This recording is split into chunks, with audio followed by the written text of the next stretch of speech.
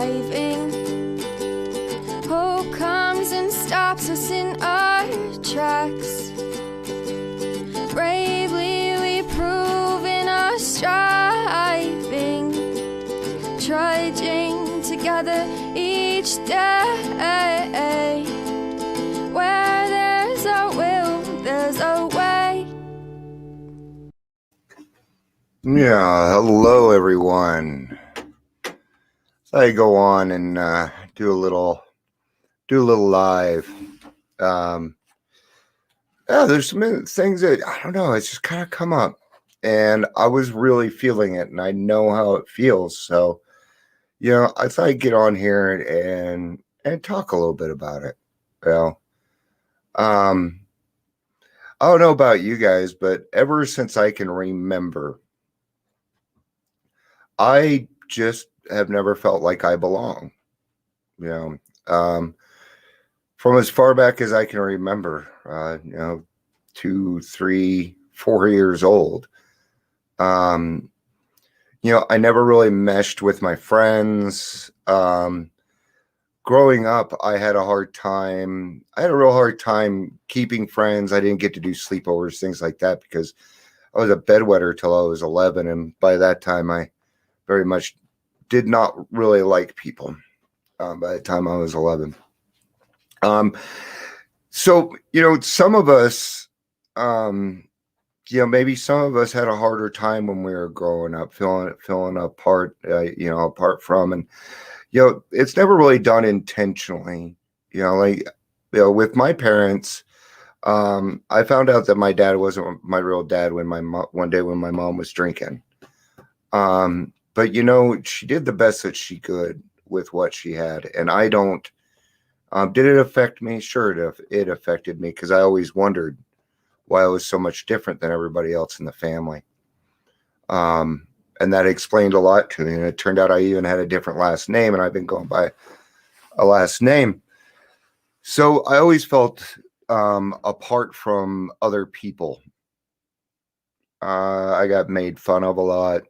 I grew up with the name Dion Bates, and I named my children so that they wouldn't have their name made fun of. That was a big deal to me. I got tired of it. I got tired of being picked on. I was picked on. That's why when you see me and I come across bullies, I have no patience for it. I end things pretty darn quickly, right?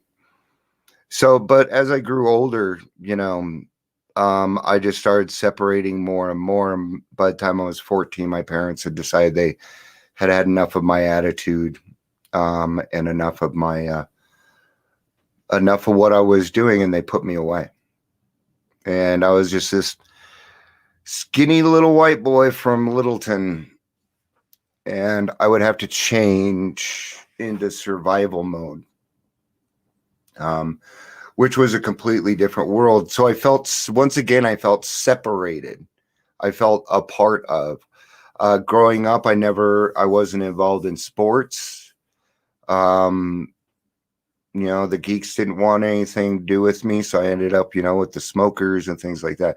I didn't really go to high school. I was a ward of the state during that time. And I got emancipated when I was almost 17 years old. I divorced my parents and went on my own. I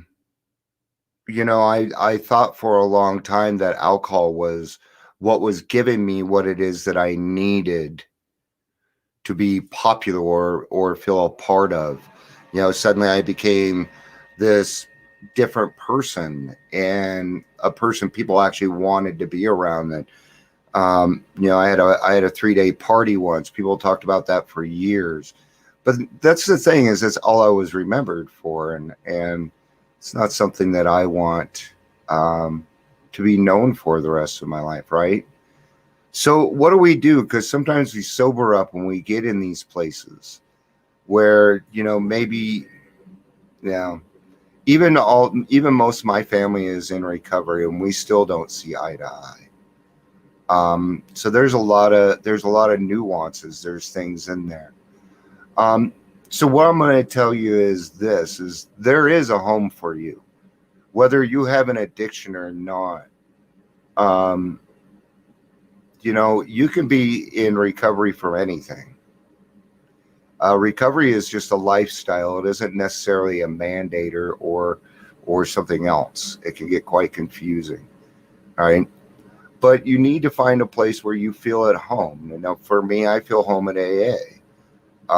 That's where my people are at, the people that understand me and where I'm coming from. And that's why I'm coming on here. Maybe there's some people out there that are going through this that don't need to go through it. You're not alone, and you don't need to do this shit alone. I don't care if you're going through recovery from drugs and alcohol, or you're just having a hard fucking day, man. It's tough, and life can be tough. Life can be exceptionally tough for us males. Right? I know everybody has their thing, right? But I can only attest to what it is that I am. I can't sit here and tell you what it's like to be pregnant, because I don't know, and I never will. Right? But I do know what it's like to feel singled out and be a part of. Even in the recovery world, it can feel like that. Sometimes you'll feel alone. You'll just be like, do you see all this going on and this happening? I was having a talk with somebody just yesterday about that. About how we get into this, and sometimes we go beyond the 12 steps when we become recovery coaches or drug and alcohol counselors, or we feel the need to give back more than what is required. And it can be very, very hard to do. Okay.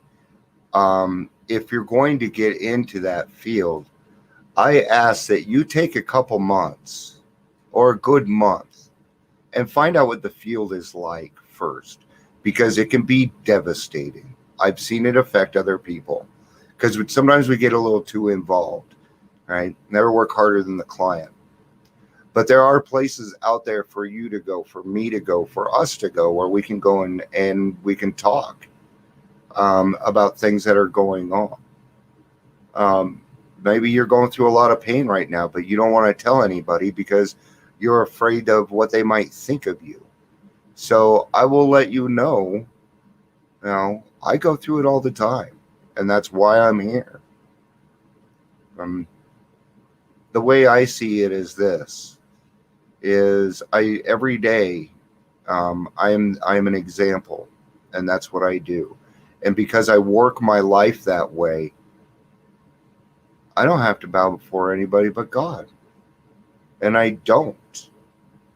I treat everybody the same, except for my wife. Well, my kids, right? But I don't wear different hats. I don't do different things. All it really comes down to is you need to find your lane, get in it, and find other people that want to do that with you. Right? Doesn't matter what it is. Doesn't matter what your talent is. It can be utilized in recovery. Trust me. I'll find a place for it. So this was mostly just to go out there and say, hey, I hear what you're saying. I hear you guys. And if you're hurting, I hear you. I do. And we're here. And if I can't help you, I will find somebody that can. So that's what we do here. So thank you guys for letting me come on here and express how I feel about these things. It can feel pretty fucking shitty feeling all alone. So there's nothing like being home, man. There isn't. And home is where the heart is, right? It all starts within. All right, guys. I'll be back for a daily reflection tomorrow. I've been posting a lot today between this and podcasting and stuff. So I hope everybody has a fantastic day.